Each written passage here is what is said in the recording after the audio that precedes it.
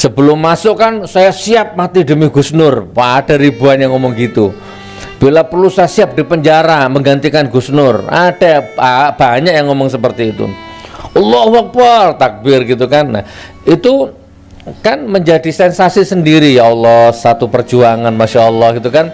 Gak ada hubungan darah, gak ada hubungan keluarga, tapi seperti itu membelanya itu. Tapi ternyata begitu di penjara sendirian, Pak. Pengacara nggak bisa ikut, jamaah nggak bisa ikut, umat nggak bisa ikut, tetapi Rasulullah ternyata bisa ikut. Allah ikut, Pak, masuk ke dalam penjara itu, nggak berjarak dengan saya. Maka terciptalah lagu itu, Masya Allah. Nanti dilihat ya, itu Hakikat Rindu.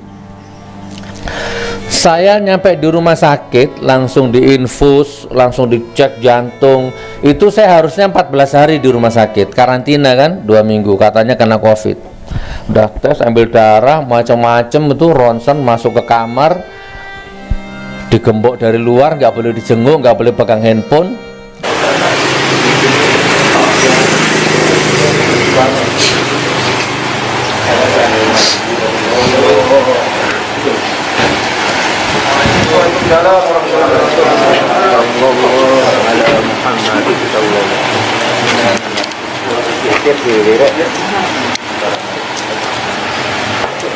Ya Allah, sehat-sehat.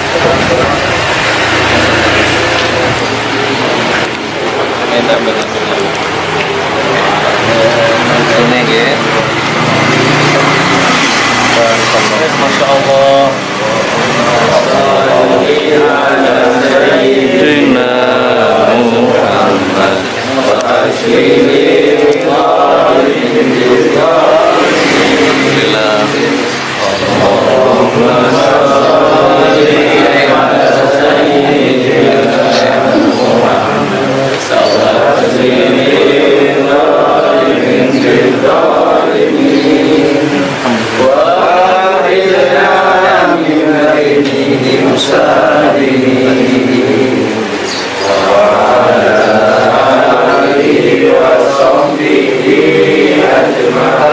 Bahasa Madura apa Jawa?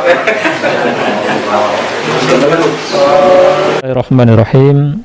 Assalamualaikum warahmatullahi wabarakatuh. Innal hamdalillah nahmaduhu wa nasta'inuhu wa nastaghfiruh wa na'udzu billahi min shururi anfusina wa min sayyiati a'malina. May yahdihillahu fala mudilla lahu wa may yudlil fala hadiyalah. Asyhadu an la ilaha illallah wahdahu la syarika lah wa asyhadu anna Muhammadan abduhu wa rasuluh la nabiyya wa la rasula ba'dah. Qala Allah ta'ala fi kitabihil karim, a'udzu billahi minasyaitonir rajim. Bismillahirrahmanirrahim. Ya ayyuhalladzina amanu ittaqullaha haqqa tuqatih wa la tamutunna illa wa antum muslimun. Al-ayah.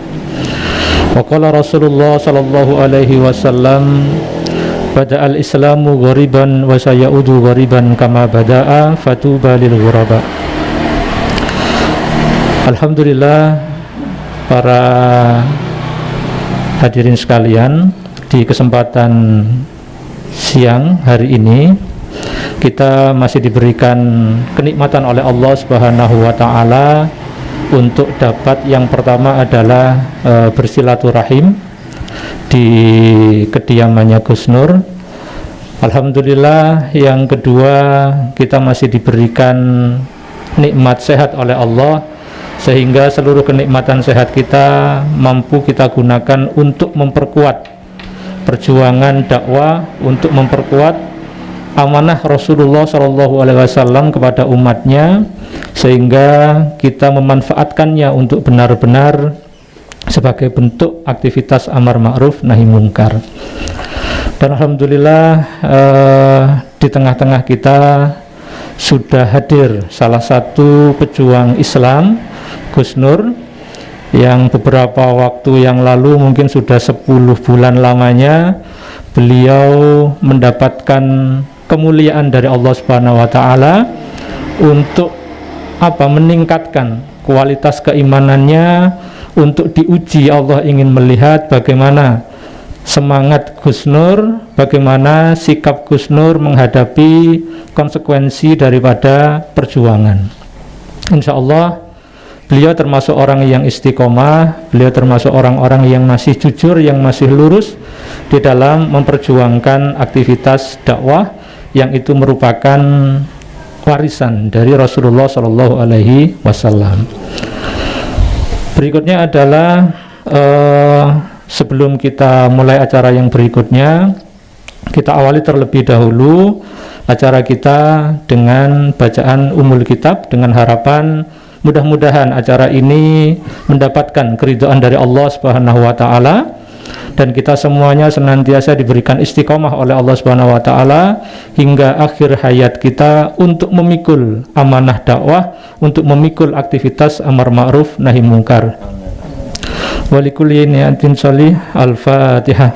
A'udzubillahi minasyaitonirrajim. Bismillahirrahmanirrahim. Alhamdulillahirabbil yaumiddin. Iyyaka na'budu wa iyyaka nasta'in. Ihdinas siratal mustaqim. Siratal ladzina an'amta 'alaihim ghairil maghdubi 'alaihim waladdallin. Baik para tamu, para asatid, para kiai dan juga para aktivis dakwah.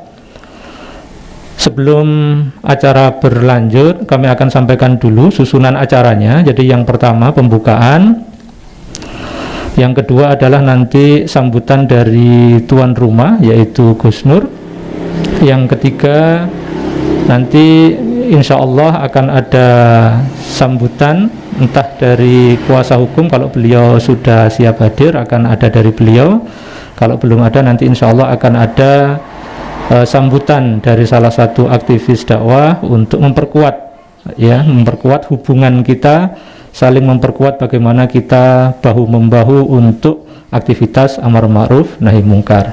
Berikutnya adalah doa dan terakhir adalah ramah tamah.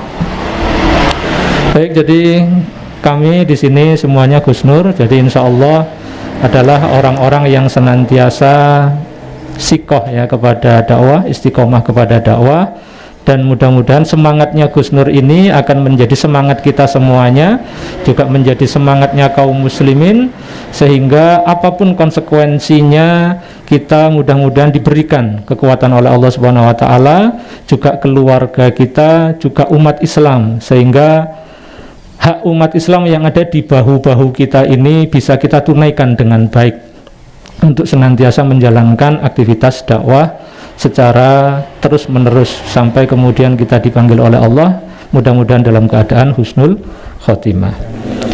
Baik, jadi langsung saja kami berikan waktu kepada tuan rumah Gus Nur untuk memberikan sambutannya. Monggo. Assalamualaikum warahmatullahi wabarakatuh. Alhamdulillahirabbil alamin. Ya Allah, assalatu wassalamu ala Rasulillah Sayyidina Muhammad wa ala alihi wa sahbihi ajma'in. Rabbi shrah li sadri wa yassir li amri wahlul 'uqdatam min lisani yafqahu qawli, amma ba'du. Para kiai, para ulama, tokoh agama yang saya ta'zimi, Pak Kiai Masyhuri, Masya Allah, Ustaz Sulhan dan semua yang hadir di sini, para aktivis semua yang hadir. Insya Allah pertemuan siang ini diganti sama Allah dengan keberkahan-keberkahan ya. Kan tadi datang ke sini naik motor, ada keringat keluar, ada bensin keluar, ya, ada waktu yang tersita, itu semua nanti diganti sama Allah dengan keberkahan umur, keberkahan rezeki. Wa yarzuquhu min haitsu la yahtasib. Terus kemudian sehat jasmani rohani, tidak ditakdirkan mati kena corona ya, kena covid. Amin amin ya rabbal alamin. Barakallah. Jadi singkat cerita gini saudaraku,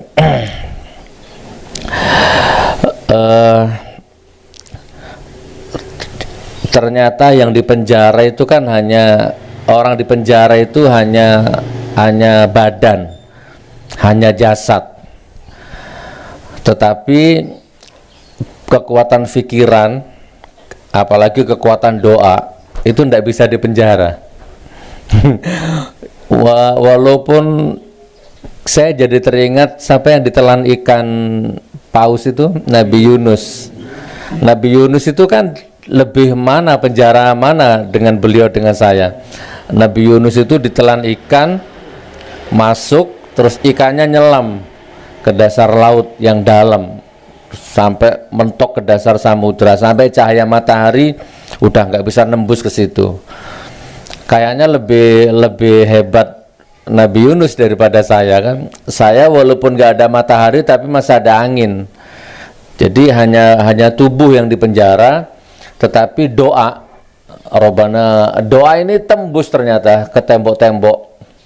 Temboknya penjara itu setebal apa, tembus doanya itu. Nah, terbukti. Jadi gini, ini contoh ini ya, sudah saya tulis di dalam buku ini halaman 37, nanti dicek ya. Ini kan saya beli tanah ini dulu sekitar 450-an lah ya, 450 juta ini saya dulu beli ini. Mas Parman yang nemu ini. Terus dibayar separuh karena kata notarisnya nanti kalau sudah sertifikat jadi baru dilunasin. Oke, jadi dibayar separuh. Kurang lebih 175-an lah kurangnya itu, kurang lebihnya. Nah, jadi waktu 1 minggu belum ditangkap, itu notaris telepon, Gus, sertifikat jadi, IMB jadi, semua jadi, segera dilunasi, siap gitu. 1 minggu itu sebelum ditangkap. Nah, sambil usaha kemana-mana, ikhtiar kemana-mana, belum ada hasil, terus ditangkap itu saya. Gitu kan. Banyak, coba saya tanya, 175 juta itu banyak apa sedikit? Banyak, Pak. Mau kerja keras bagaimana susah, dan waktu itu nggak ada channel, saya nggak ada feeling, nggak ada uang gitu ya. Uang kemana? Nggak ada. Ya doa lah istilah. Alhamdulillah hanya doa yang punya. Jadi ditangkap di penjara itu yang saya pikir ini tanah ini, saya nggak mikir apa-apa. Ya Allah, gimana ini tanah ini ya Allah gitu. Di dalam penjara pun begitu. Terus gitu berdoa. Ini saya potong ceritanya. Tiba-tiba Umi ditelepon sama orang Singapura. Umi ini ngakunya jamaah saya, lihat saya di YouTube, gitu kan. Nggak pernah ketemu saya, nggak ada hubungannya sama bisnis saya. Dia bukan pelanggan madu saya, nggak pernah beli dagangan saya, nggak pernah ketemu, gitu kan. Orang Singapura, Pak, telepon Umi. Dapat di YouTube nomornya itu. Intinya dia ngomong gini, Umi, Gus Nur punya utang enggak? Intinya gitu. Ya istri kan bingung ditanya gitu. Coba saya tanya ke Abi dulu gitu. Ya saya potong ceritanya, intinya ya udah ngomong aja apa jujurnya. Pertama Umi ngomong enggak punya. Bahkan orang tuh sampai nanya gini, itu saya lihat ada mobil ya Umi ya, itu kredit apa lunas? Sampai gitu orang, Pak. Coba, kan tambah bingung itu Umi itu. Singkat cerita, ya sudah Mi, jawab aja apa adanya mah, apa, bilang aja punya gitu. Itu nota apa, sertifikat itu. Nah akhirnya telepon lagi, istri saya jujur.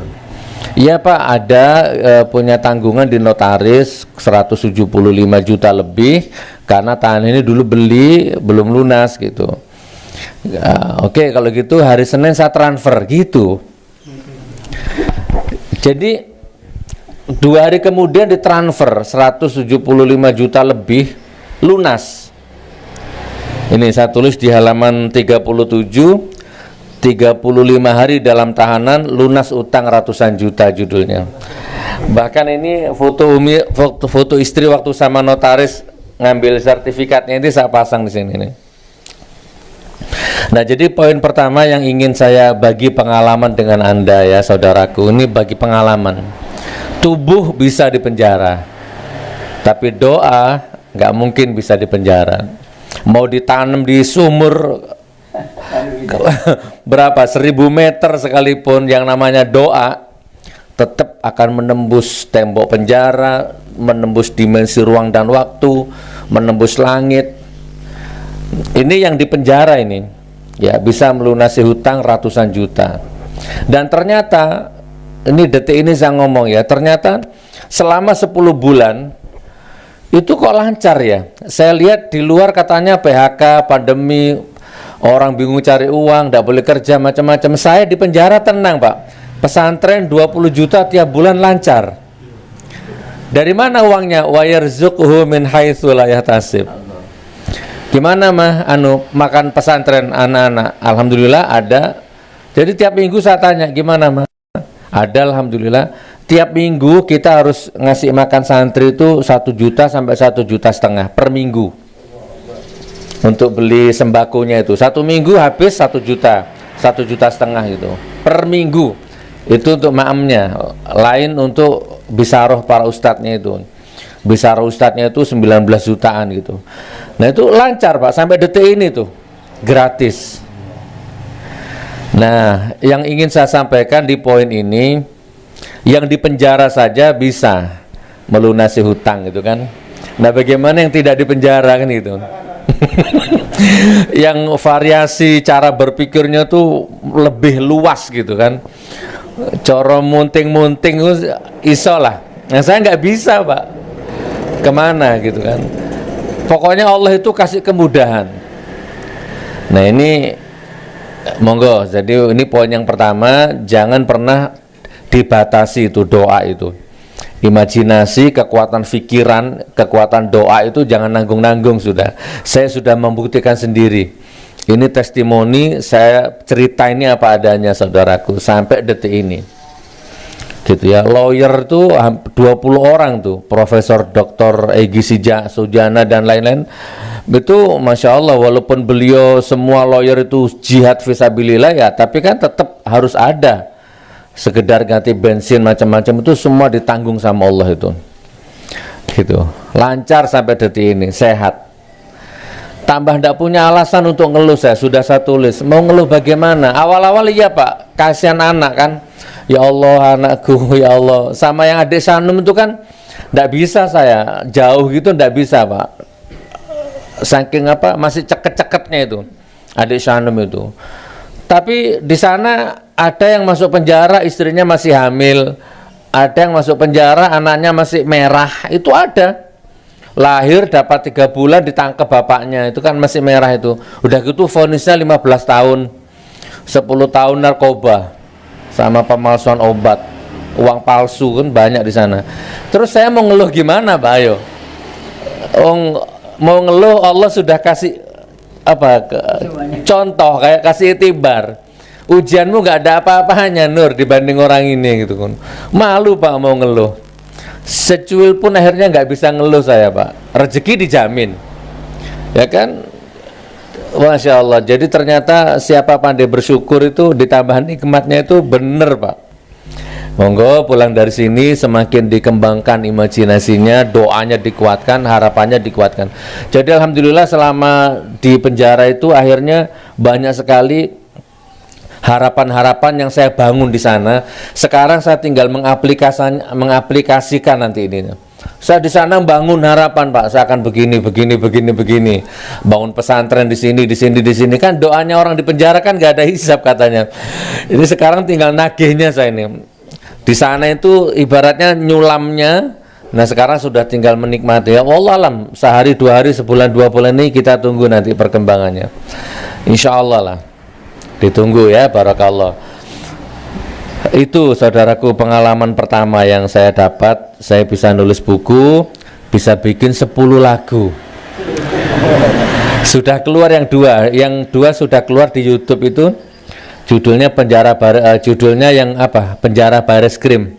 Buka di YouTube, Penjara Baris Krim lagu Gus Nur itu muncul. Terus tadi pagi keluar lagu baru juga. Tadi pagi ini jam 9 kita keluarkan. Judulnya Hakikat Rindu. Ada. Itu malam-malam saya tengah malam tidak bisa tidur, kangen istri Pak. Kangen istri, kangen anak gitu kan, kangen semua, tidak bisa tidur. Terus akhirnya wallahualam ini bukan lebay. Terus kangen Rasulullah gitu kan. Allah Rasulullah gitu kan. Karena ingat perjuangan lawyer, ingat perjuangan umat. Lawyer nemani saya, umat nemani saya sidang sampai korban uang, mulai di Surabaya sampai ke Palu sampai ke Jakarta itu kan. Tetapi kan akhirnya begitu saya di penjara kan nggak ada yang ikut Pak.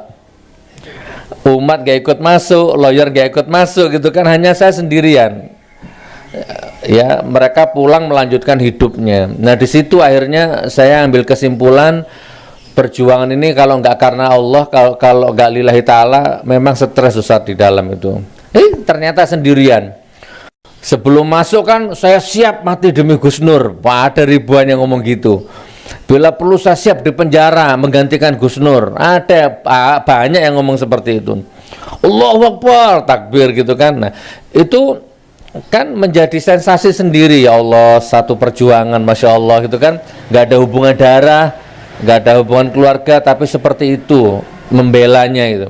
Tapi ternyata begitu di penjara sendirian, Pak. Nggak bisa orang-orang yang tadi ngomong mau ganti saya itu nggak bisa. Sama dengan istri, suami, walaupun cinta bagaimana, kalau mati ya mati dikubur sendiri kan gitu ya. Nah, saya menemukan titik itu. Ya Allah, ternyata hanya ada satu yang tidak bisa meninggalkan saya. Dua ya, Allah dan Rasulullah SAW. Pengacara nggak bisa ikut, jamaah nggak bisa ikut, umat nggak bisa ikut, tetapi Rasulullah ternyata bisa ikut. Allah ikut Pak masuk ke dalam penjara itu, nggak berjarak dengan saya. Maka terciptalah lagu itu, Masya Allah. Nanti dilihat ya, itu Hakikat Rindu. Jadi syairnya itu kurang lebih begini, mungkin aku bisa hidup tanpa siang, ya Allah. Mungkin aku bisa hidup tanpa malam. Bahkan mungkin aku bisa hidup tanpa angin, nggak masalah. Aku bisa hidup tanpa apapun. Tetapi ya Allah, aku tidak bisa hidup tanpa Nabi Muhammad SAW. Aku nggak bisa hidup tanpa namanya beliau. Nah, itu jadi lagu itu. Alhamdulillah. Terus kemudian ada lagu ya lagi yang judulnya Istriku. Di penjara baru terasa Pak, ternyata saya ini laki-laki egois, laki-laki mokong ya, apa Maduranya itu ya, songong.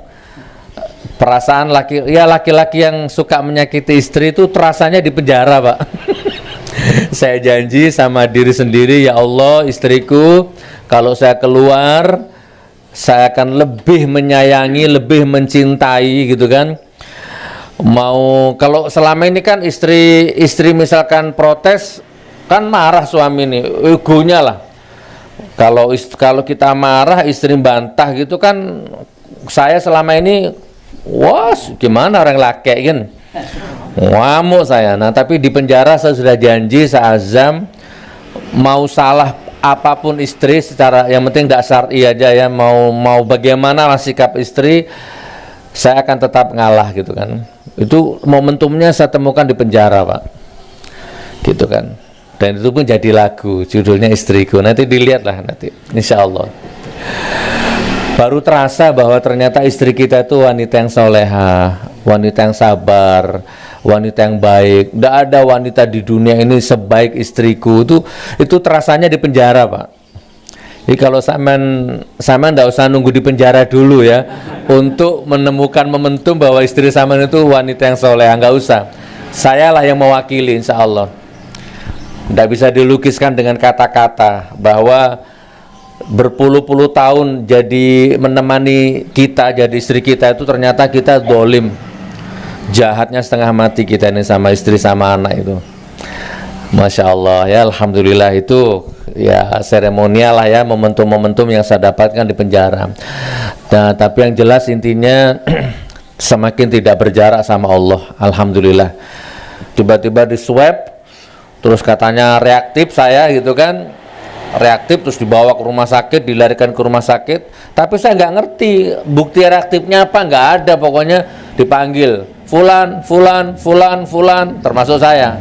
Jam 12 malam itu langsung diisolasi, digembok dari luar, nggak boleh dicampur sama orang lain, katanya COVID gitu kan. Nah ternyata saya dibawa ke rumah sakit. Itu sudah framingnya media kan, saya tahu waktu itu Gus Nur Modiar, Gus Nur bengkah gitu, Gus Nur mati kena COVID macam-macam gitu framingnya. Memang dibikin begitu Pak, permainan media itu. Saya nyampe di rumah sakit langsung diinfus, langsung dicek jantung. Itu saya harusnya 14 hari di rumah sakit, karantina kan 2 minggu, katanya kena COVID. Udah tes, ambil darah macam-macam itu, ronsen, masuk ke kamar. digembok dari luar, nggak boleh dijenguk, nggak boleh pegang handphone dan lain sebagainya. Nah ternyata 2 hari dikeluarkan dari rumah sakit, darah sehat, jantung normal, nggak kena COVID, negatif semua, nggak ada apa-apa. Hanya 2 hari saya keluar dari rumah sakit, saya kira dipulangkan, Mbak, ternyata dikembalikan ke penjara lagi gitu kan. Nah sampai itu kalau nggak salah 2 bulan sekali di swab terus itu di sana itu, sampai detik ini saya negatif, nggak ada apa-apa sampai detik ini, saudaraku. Nah itu saudaraku, yang terakhir ini ya, yang terakhir itu bukunya buat kenang-kenangan, nanti dibaca, mudah-mudahan ada manfaatnya. Jadi yang banyak utangnya di sini ada amalannya ini, yang saya 175 juta lunas dalam waktu 30 hari. Nah, saman kalau utangnya nggak sampai ratusan juta, amalkan itu, di situ ada itu ya. Insya Allah cepat lah. Nah, sekarang yang masalah hukum ya, nanti biar kuasa hukum yang jelaskan. Nanti kalau saman mau tanya jawab boleh ya. Jadi Pak, saya ini dituduh mencemarkan nama baik NU kan gitu ya. Pertama saya dilaporkan di Surabaya, teman-teman Ansor, pengurus-pengurus NU yang laporkan saya di Surabaya karena dituduh mencemarkan nama baiknya NU. Oke. Ini beliau pengurus NU ya, ini orang NU semua ini ya, Nahdlatul Ulama. Saya dengan Gus Aam baik, dengan Gus Edi baik, adiknya Bu Haji Sinta, Bu Sinta Nuria itu punya adik kandung namanya Gus Edi, itu sering kesini, main-main kesini, baik ya. Oke. Itu saya dilaporkan di Polda Jatim, itu langsung diproses Pak, langsung diproses. Bahkan waktu itu saya masih dakwah di Solo, itu polisinya sampai nemui saya ke Solo sana, ngantarkan surat panggilannya itu gitu, jadi saksi. Terus kemudian dapat berapa minggu lagi saya dakwah di Bandung, polisinya ngejar saya ke Bandung, ngantarkan surat panggilannya lagi yang kedua sebagai terdakwa, tersangka, naik statusnya Pak. Jadi intinya gini, saya dilaporkan pencemaran nama baik lah intinya, sama menebarkan kebencian antar suku, ras gitu ya, kalau nggak salah itu pasal 27 apa 28-nya itu. Dan bukan hanya di situ Ustadz, paspor saya disita, apa, di blacklist. Saya nggak dicekal, nggak boleh keluar negeri. Coba saudaraku ya, sampai segitunya. Padahal waktu itu saya dapat undangan safari dakwah di Australia. Visanya sudah keluar, tiketnya sudah di booking sama anak saya ini berdua. Saya mau berangkat. Tiba-tiba ada pemberitahuan dari imigrasi, intinya paspornya dicekal, nggak boleh keluar negeri. Coba, masa sampai segitunya loh, padahal bukan koruptor loh ini. Gitu ya, mencemarkan nama baik NU sampai dicekal, nggak boleh keluar negeri. Akhirnya batal semua, termasuk bimbingan umroh. Sama umroh juga waktu itu Pak, yaitu batal semua. Nah, saya singkat cerita, sampai di sidang, sampai akhirnya dijatuhkan vonis 1 tahun 2 bulan apa 1 tahun 3 bulan tuh di Jawa Timur. Tok tok tok. Padahal nggak terbukti Pak, nggak terbukti Pak. Saya dituduh menebarkan kebencian antar suku. Mana wong nggak ada suku Madura sama Jawa ribut, nggak ada. Coba buktikan aja Ustaz. Memang ada yang nyuting ini. Saya dituduh menebarkan kebencian antar suku. Cari coba, kalau ada videonya mana, kalau ada beritanya mana. Gara-gara Gus Nur Jawa Madura berantem, misalkan ini ya, apa mana suku itu, Jawa Madura apa lagi, Sunda ya. Ayo, ada nggak Sunda Jawa, Sunda Arab ya, Sunda mana itu berantem chaos gara-gara kontennya Gus Nur? Nggak ada Pak, sampai detik ini nggak terbukti gitu kan. Terus apa, antar agama, coba tunjukkan ke saya yuk kalau ada. Islam, Kristen, Hindu, Buddha berantem gara-gara Gus Nur? Nggak ada Pak ya. Tapi tetap vonis tok 1 tahun 2 bulan.